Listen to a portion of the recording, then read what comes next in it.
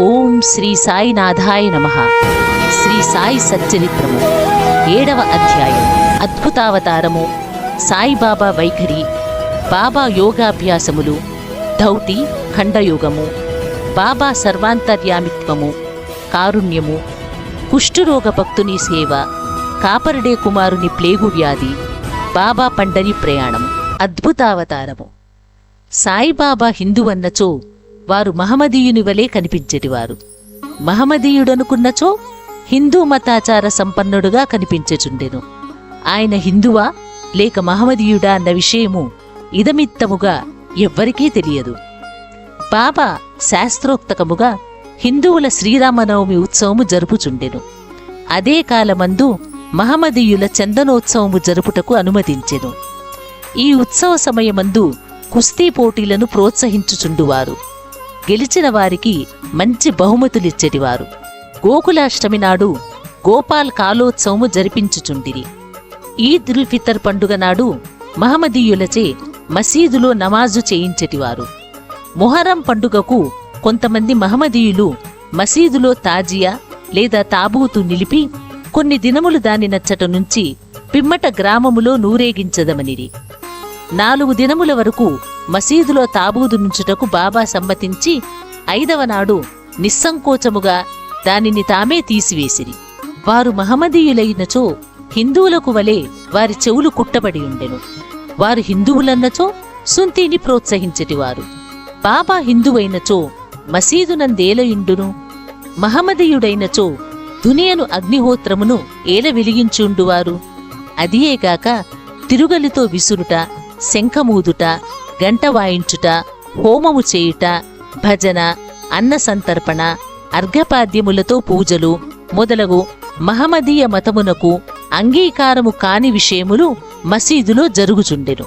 వారు మహమ్మదీయులైనచో కర్మిష్ఠులగు సనాతనాచార పరాయణులైన బ్రాహ్మణులు వారి పాదములపై సాష్టాంగ నమస్కారములెట్లు చేయుచుండెటివారు. వారే తెగవారని అడుగబోయిన వారెల్లరూ వారిని సందర్శించిన వెంటనే మూగులగుచూ పరవశించుచుండిరి.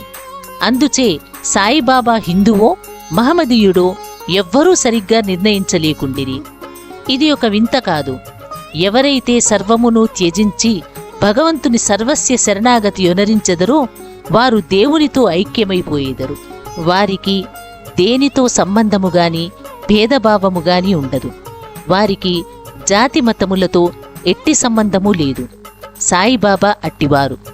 వారికి జాతులందు వ్యక్తులందు భేదము కనిపించకుండెను. ఫకీరులతో కలిసి బాబా మత్స్యమాంసములను భుజించుచుండెను. వారి భోజన పళ్ళెములో కుక్కలు మూతి పెట్టినను సడుగువారు కారు. శ్రీ సాయి అవతారము విశిష్టమైనది, అద్భుతమైనది. నా పూర్వజన్మ సుకృతముచే వారి పాదముల చెంత కూర్చును భాగ్యము లభించినది. వారి సాంగత్యము లభించుట నా అదృష్టము. వారి సన్నిధిలో నాకు కలిగిన ఆనందోల్లాసములు చెప్పనలివి కావు.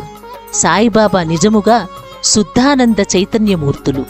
నేను వారి గొప్పతనమును విశిష్టతను పూర్తిగా వర్ణించలేను. ఎవరు వారి పాదములను నమ్మెదరో వారికి ఆత్మానుసంధానము కలుగును. సన్యాసులు, సాధకులు, ముముక్షువులు తదితరులు అనేక మంది సాయిబాబా వద్దకు వచ్చటివారు. బాబా వారితో కలిసి నవ్వుచూ సంభాషించుచూ సంచరించుచున్నప్పటికీ వారి నాలుకపై అల్లా మాలిక్ అనుమాట ఎప్పుడూ నాట్యమాడుచుండెడిది. వారికి వాద వివాదములుగాని చర్చలుగాని ఇష్టములేదు. అప్పుడప్పుడు కోపము వహించినప్పటికీ వారెల్లప్పుడూ శాంతముగాను సంయమముతోనూ ఉండెటివారు. ఎల్లప్పుడూ పరిపూర్ణ వేదాంత తత్వమును బోధించుచుండెటివారు. ఆఖరు వరకు బాబా ఎవరో ఎవరికీ తెలియనే లేదు. వారు ప్రభువులను భిక్షకులను ఒకే రీతిగా ఆదరించిరి. అందరి అంతరంగమందుగల రహస్యములన్నీ బాబా ఎరిగిటివారు. బాబా ఆ రహస్యములను వెలిబుచ్చగానే అందరూ ఆశ్చర్యమగ్నులగుచుండిరి. వారు సర్వజ్ఞులైనప్పటికీ ఏమీయూ తెలియని వారి వలె నటించుచుండిరి. సన్మానములన్నచో వారికి ఏమాత్రమూ ఇష్టము లేదు. సాయిబాబా నైజమట్టిరి. మానవ దేహముతో సంచరించుచున్నప్పటికీ వారి చర్యలను బట్టి చూడ వారు సాక్షాత్తు భగవంతుడనియే చెప్పవలెను. వారిని చూసిన వారందరూ వారు షిరిడీలో వెలంసిన భగవంతుడనియే అనుకొనుచుండిరి. వట్టి మూర్ఖుడనైన నేను బాబా మహిమల్నెట్లు వర్ణించగలను? సాయిబాబా వైఖరి. షిరిడీ గ్రామములోనున్న శని, గణపతి, పార్వతీశంకర, గ్రామదేవత, మారుతి మొదలగు దేవాలయములన్నిటినీ తాత్యాపాటీలు ద్వారా బాబా మరమ్మత్తు చేయించెను. వారి దానగుణము ఎన్నదగినది. దక్షిణ రూపముగా వసూలైన పైకమునంతయు ఒక్కొక్కరికి రోజుకొక్కంటికి 50, 20, 15 రూపాయల చొప్పున ఇచ్చవచ్చినట్లు పంచిపెట్టిడివారు. బాబాను దర్శించిన మాత్రమున ప్రజలు శుభములను పొందేవారు. రోగులు ఆరోగ్యవంతులగుచుండిరి. దుర్మార్గులు సన్మార్గులుగా మారుచుండిరి. కుష్టువారు కూడా రోగ విముక్తులగుచుండిరి. అనేకులకు కోరికలు నెరవేరుచుండెను. ఎటువంటి మందులు పసరులతో పనిలేకుండానే గ్రుడ్డివారికి దృష్టి వచ్చుచుండెను. కుంటివారికి కాళ్ళు వచ్చుచుండెను. అంతులేని బాబా గొప్పతనమును సారమును ఎవ్వరునూ కనుకొనకుండిరి. వారి కీర్తి నలుమూలలా వ్యాపించెను. అన్ని దేశముల నుండి భక్తులు షిరిడీకి తండోపతండములుగా రాసాగిరి. బాబా ఎల్లప్పుడూ దునికెదురుగా ధ్యానమగ్నులై కూర్చునిడివారు. ఒక్కొక్కప్పుడు మలమూత్ర విసర్జన కూడా అక్కడే చేసేవారు. ఒక్కొక్కప్పుడు స్నానము చేసేవారు. మరొకప్పుడు స్నానము లేకుండానే ఉండేవారు. తొలి దినములలో బాబా తెల్లటి తలపాగా, శుభ్రమైన ధోవతి, చొక్కా ధరించేవారు. మొదటి రోజుల్లో వారు వైద్యం చేసేవారు. గ్రామములో రోగులను పరీక్షించి ఔషధములిచ్చెటివారు. వారి చేతితోనిచ్చిన మందులు అద్భుతముగా పనిచేయుచుండెటివి. వారికి గొప్ప హకీం అని పేరు వచ్చెను. ఈ సందర్భమున ఒక ఆసక్తికరమైన సంఘటనను చెప్పవలెను. ఒక భక్తునికి కండ్లు వాచి మిక్కిలి ఎర్రబడెను. షిరిడీలో వైద్యుడు దొరకలేదు. ఇతర భక్తుల అతనిని బాబా వద్దకు కొనిపోయిరి. సామాన్యముగా అట్టి రోగులకు అంజనములు, ఆవుపాలు, కర్పూరముతో చేసిన ఔషధములు వైద్యులు ఉపయోగించెదరు. కాని బాబా చేసిన చికిత్స విలక్షణమైనది. నల్ల జీడి గింజలను నూరి 2 మాత్రలుగా చేసి ఒక్కొక్క కంటిలో ఒక్కొక్క దానిని పెట్టి గుడ్డతో కట్టుకట్టిరి. మరుసటి దినము ఆ కట్లను విప్పి నీళ్లను ధారగా పోసిరి. కండ్లలోని పుసి తగ్గి కంటిపాపలు తెల్లబడి శుభ్రమయ్యేను. నల్ల జీడి పిక్కలను నూరి కండ్లలో పెట్టినను సున్నితమైన కండ్లు మండనే లేదు. అటువంటి చిత్రములనేకములు కలవు. కాని అందు ఇదొకటి మాత్రమే చెప్పబడినది. బాబా యోగాభ్యాసములు. సాయిబాబాకు సకల యోగ ప్రక్రియలు తెలిసి ఉండెను.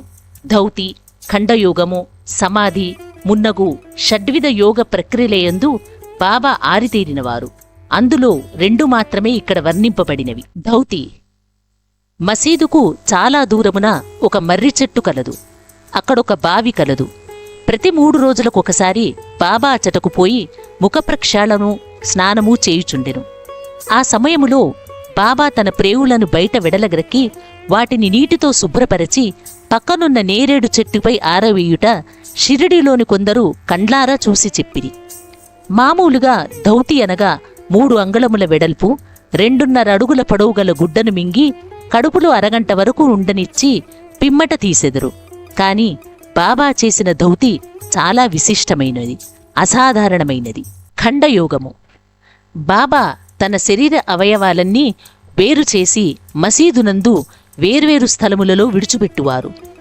ఒకనాడొక పెద్ద మనిషి మసీదుకు పోయి బాబా అవయవాలు వేర్వేరు స్థలములందు పడియుండుట చూసి భయకంపితుడై బాబాను ఎవరో ఖూనీ చేసిరనుకొని గ్రామ మునసపు వద్దకు పోయి ఫిర్యాదు చేయ నిశ్చయించుకొనెను. కాని మొట్టమొదట ఫిర్యాదు చేసిన వానికి ఈ విషయము గూర్చి కొంచెమైనా తెలిసి ఉండునని తననే అనుమానించదరని భయపడి ఊరుకొనెను. మరుసటి దినమతడు మసీదుకు పోగా బాబా ఎప్పటివలే హాయిగా కూర్చుండట చూసి ఆశ్చర్యపడెను. ముందు దినము తాను చూచినదంతయు భ్రాంతి అనుకొనెను. చిరుప్రాయము నుండి బాబా వివిధ యోగ ప్రక్రియలు చేయుచుండెను. వారి యోగ స్థితి ఎవ్వరికీ అంతుబట్టనిది. రోగుల వద్ద నుండి డబ్బు పుచ్చుకొనక ఉచితముగా చికిత్స చేయుచుండిరి. ఎందరో పేదలు, వ్యదార్థులు వారి అనుగ్రహము వల్ల స్వస్థత పొందిరి. నిస్వార్థముగా వారు చేయు సత్కార్యముల వల్లనే వారికి గొప్ప కీర్తి వచ్చెను. బాబా తన సొంతము కొరకు ఏమీయూ చేయక ఇతరుల మేలు కొరకే ఎల్లప్పుడూ పాటుపడేటివారు. ఒక్కొక్కప్పుడు ఇతరుల వ్యాధిని తమపై వేసుకొని ఆ బాధను తామనుభవించనివారు. అటువంటి సంఘటన ఒకదానిని ఇదిగో పేర్కొందును. దీనిని బట్టి బాబా యొక్క సర్వజ్ఞత, దయార్ధ హృదయము విదితమగును. బాబా సర్వాంతర్యామిత్వము, కారుణ్యము.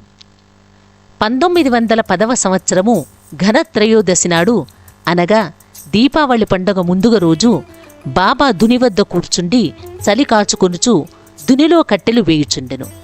దుని బాగుగా మండుచుండెను. కొంతసేపైన తరువాత హఠాత్తుగా కట్టెలకు మారు తన చేతిని దునిలో పెట్టి నిశ్చలముగా నుండిపోయిరి. మంటలకు చేయి కాలిపోయెను. మాధవుడనే నౌకరును, మాధవరావు దేశపాండేయు దీనిని చూచి వెంటనే బాబా వైపుకి పరుగెడిరి. మాధవరావు దేశపాండే బాబా నడుముని పట్టుకుని బలముగా వెనకకు లాగెను. దేవా, ఇట్లేలా చేసితిరి అని బాబా నడిగిరి. బాబా బాహ్యస్మృతి తెచ్చుకొని, ఇక్కడకు చాలా దూరములో ఒక కమ్మరి స్త్రీ తన బిడ్డను ఒడిలో ఉంచుకుని కొలిమిని ఊదుచుండెను. అంతలో ఆమె భర్త పిలిచెను. తన ఒడిలో బిడ్డ ఉన్న సంగతి మరచి ఆమె తొందరగా లేచెను. బిడ్డ మండుచున్న కొలిమిలో పడును. వెంటనే నా చేతిని కొలిమిలోనికి దూర్చి ఆ బిడ్డను రక్షించి తిని. నా చేయి కాలితే కాలినది, అది నాకంత బాధాకరము కాదు. కాని బిడ్డ రక్షింపబడనన్న విషయము నాకు ఆనందము కలుగచేయుచున్నది అని జవాబిచ్చెను. కుష్ఠురోగ భక్తుని సేవ. బాబా చెయ్యి కాలెనన్న సంగతి మాధవరావు దేశపాండే ద్వారా తెలుసుకునిన నానాసాహెబ్ చాందోర్కర్ వెంటనే బొంబాయి నుండి డాక్టర్ పరమానంద్ అను ప్రఖ్యాత వైద్యుని వెంటబెట్టుకుని వైద్య సామగ్రితో సహా హుటాహుటిన షిరిడీ చేరెను. చికిత్స చేయుటకై డాక్టరుకు కాలిన తన చేయి చూపమని నానా కోరెను. బాబా అందులకు ఒప్పుకొనలేదు. చేయి కాలిన లగాయత్తు భాగోజీ సిందే అను కుష్ఠురోగి ఏదో ఆకు వేసి కట్టుకట్టెడివాడు.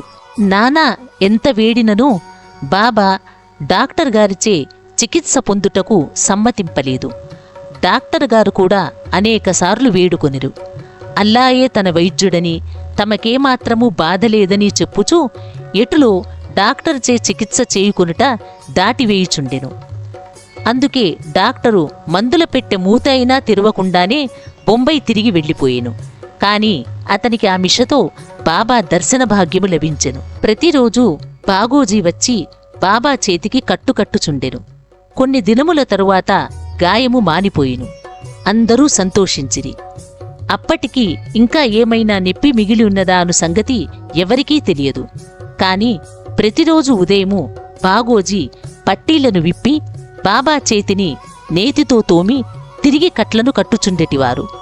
బాబా మహాసమాధి వరకు ఇది జరుగుచునే ఉండెను. మహాసిద్ధపురుషుడైన బాబాకి ఇదంతయు నిజముగా అవసరము లేనప్పటికీ తన భక్తుడైన బాగోజీ ఎందుగల ప్రేమచే అతడొనర్చు ఉపాసనను గైకొనను. బాబా లెండీకి పోవునప్పుడు బాగోజీ బాబా తలపై గొడుగు పట్టుకుని వెంట నడిచిటివాడు. ప్రతిరోజు ఉదయము బాబా దునియొద్ద కూర్చొనగానే బాగోజీ తన సేవాకార్యము మొదలిడివాడు. బాగోజీ గత జన్మనందు చేసిన పాప ఫలితముగా ఈ జన్మమున కుష్ఠురోగముచే బాధపడుచుండెను. వాని వ్రేళ్లు ఈడ్చుకొనిపోయి ఉండెను. వాని శరీరమంతయు చీము కారుచు దుర్వాసన కొట్టుచుండెను. బాహ్యమునకు అతడెంత దురదృష్టవంతుని వలె కనిపించినప్పటికీ అతడు మిక్కిలి అదృష్టశాలి, సంతోషి. ఎందుకనగా అతడు బాబా సేవకులందరిలో మొదటివాడు. బాబా సహవాసము పూర్తిగా అనుభవించినవాడు. కాపర్డే కుమారుని ప్లేగు వ్యాధి. బాబా విచిత్ర లీలలలో ఇంకొక దానిని వర్ణించెదను. అమరావతి నివాసియగు దాదాసాహెబ్ కాపర్డే భార్య తన చిన్న కొడుకుతో కలిసి షిరిడీలో కొన్ని దినములుండెను. ఒకనాడు కాపర్డే కుమారునికి తీవ్ర జ్వరము వచ్చెను. అది ప్లేగు జ్వరము కింద మారెను. తల్లి మిక్కిలి భయపడెను. షిరిడీ విడిచి అమరావతి పోవలననుకుని సాయంకాలము బాబా ఊటీవాడ వద్దకు వచ్చుచున్నప్పుడు వారిని సెలవు నడుగబోయెను. గద్గద కంఠముతో తన చిన్న కొడుకు ప్లేగుతో పడియున్నాడని బాబాకు చెప్పెను. బాబా ఆమెతో దయతో మృదువుగా ఇట్లనెను, ప్రస్తుతము ఆకాశము మబ్బు పట్టియున్నది. కొద్దిసేపటిలో మబ్బులన్నీ చెదిరిపోయి ఆకాశము నిర్మలమగును. అట్లనుచు బాబా కఫ్నీని పైకెత్తి చంకలో కోడిగుడ్లంత పరిణామము గల 4 ప్లేగు పుక్కులను చూపుచూ, నా భక్తుల కొరకు నేనిట్లు బాధపడదునో చూడుము, వారి కష్టములన్నీయూ నావే. ఈ మహాద్భుత లీలను చూచిన జనులకు మహాత్ములు తమ భక్తుల బాధలను తామెట్లు స్వీకరింతురో యను విషయము స్పష్టమయ్యెను. మహాత్ముల మనస్సు మైనము కన్నా మెత్తనిది, వెన్నెవలే మృదువైనది. వారు భక్తులకు ప్రత్యుపకారమేమియూ ఆశించక ప్రేమించెదరు. భక్తులనే తమ స్వజనులుగా భావించెదరు. బాబా పండరీ ప్రయాణము. సాయిబాబా తన భక్తులనెట్లు ప్రేమించుచుండెనో, వారి కోరికలను అవసరములను ఎట్లు గ్రహించుచుండెను అను ఈ కథను చెప్పి అధ్యాయమును ముగించెదను. నానాసాహెబ్ చాందోర్కరు బాబాకు గొప్ప భక్తుడు. అతడు కాందేశులోని నందూరు బారులో మామల్తదారుగా నుండెను. అతనికి పండరీపురమునకు బదిలీ అయ్యెను. సాయిబాబా యందు అతనికి గల భక్తి అను ఫలము ఆనాటికి పండెను. పండరీపురమును భూలోక వైకుంఠము అనెదరు. అట్టి స్థలమునకు బదిలీ అగుటచే అతడు గొప్ప ధన్యుడు. నానాసాహేబు వెంటనే పండరిపోయి ఉద్యోగములో ప్రవేశించవలసి ఉండెను. సిరిడీలో ఎవ్వరికీ ఉత్తరము రాయక హుటాహుటిన పండరికి ప్రయాణమయ్యెను. ముందుగా సిరిడీకి పోయి తన విఠోబాయగు బాబాను దర్శించి ఆ తరువాత పండరికి పోవలెననుకొనెను. నానాసాహేబు షిరిడీకి వచ్చు సంగతి ఎవ్వరికీ తెలియదు. కాని బాబా సర్వజ్ఞుడు అగుటచే గ్రహించెను. నానాసాహేబు నీమ్గాంవ్ చేరుసరికి షిరిడీ మసీదులో కలకలము రేగెను. బాబా మసీదులో కూర్చుండి మహల్సాపతి, అప్పాసిందే, కాశీరాములతో మాట్లాడుచుండెను. హఠాత్తుగా బాబా వారితో ఇట్లనెను, మన నలుగురము కలిసి భజన చేసెదము. పండరీద్వారములు తెరిచినారు కనుక ఆనందముగా పాడదము లెండు. అందరూ కలిసి పాడదొడంగిరి. ఆ పాట భావమేమనా, నేను పండరీ పోవలెను, నేనక్కడనే నివసించవలెను, ఎందుకనగా అదే నా ప్రభువు యొక్క ధామము. అట్లు బాబా పాడుచుండెను. భక్తులందరూ బాబాను అనుకరించిరి. కొద్దిసేపటికి నానాసాహెబ్ కుటుంబ సమేతముగా వచ్చి బాబా పాదములకు సాష్టాంగ నమస్కారము చేసి తనకు పండరీపురము బదిలీ అయినదని, బాబా కూడా వారితో పండరీపురము వచ్చి అక్కడే ఉండవలసినదని వేడుకొనెను. అటుల బతిమాలుటకు అవసరము లేకుండెను. ఏలనా బాబా అప్పటికే పండరిపోవలెను, అచట ఉండవలెను అన్న భావమును వెలిబుచ్చుచుండెనని తక్కిన భక్తులు చెప్పిరి. ఇది విని నానా మనస్సు కరిగి బాబా పాదములపై పడెను. బాబా యొక్క ఊదీ ప్రసాదమును, ఆశీర్వాదమును, అనుజ్ఞను పొంది నానాసాహేబు పండరికి పోయిను. ఇట్టి బాబా లీలలకు అంతులేదు. 7వ అధ్యాయము సంపూర్ణము. సద్గురు శ్రీ సాయినాథార్పణమస్తు. శుభం భవతు. మొదటి రోజు పారాయణము సమాప్తము. ఈ వీడియో మీకు నచ్చినట్లయితే లైక్ చేయండి, షేర్ చేయండి, మా ఛానల్ని సబ్స్క్రైబ్ చేయండి. మా పాఠకులు ఎక్కడ ఉన్నా సులభముగా సాయి సచ్చరిత్ర 53 అధ్యాయాలు వినుటకు మరియు తెలుసుకునుటకు సనాతన నిధి అప్లికేషన్ ప్రతి అధ్యాయము వీడియోలుగా చేసి మీకు అందిస్తున్నాము. సనాతన నిధి యాప్ని డౌన్లోడ్ చేసుకుని సాయిబాబా జీవిత గాథను తెలుసుకోండి మరియు ప్రత్యేక క్విజ్ కార్యక్రమంలో పాల్గొని విజేతలుగా నిలవండి. ప్రతి అధ్యాయం తరువాత క్విజ్లో పాల్గొని మీ పరిజ్ఞానాన్ని పరీక్షించుకోండి మరియు బహుమతులు గెలుచుకోండి. మీ కుటుంబంతో కలిసి ఈ ఆధ్యాత్మిక ప్రయాణంలో పాల్గొనండి. ఇప్పుడే డౌన్లోడ్ చేసుకోండి సనాతన నిధి యాప్. గూగుల్ ప్లే స్టోర్ మరియు యాపిల్ యాప్ స్టోర్లో అందుబాటులో ఉంది. మరిన్ని వివరాలకు మా వెబ్సైట్ని సందర్శించండి.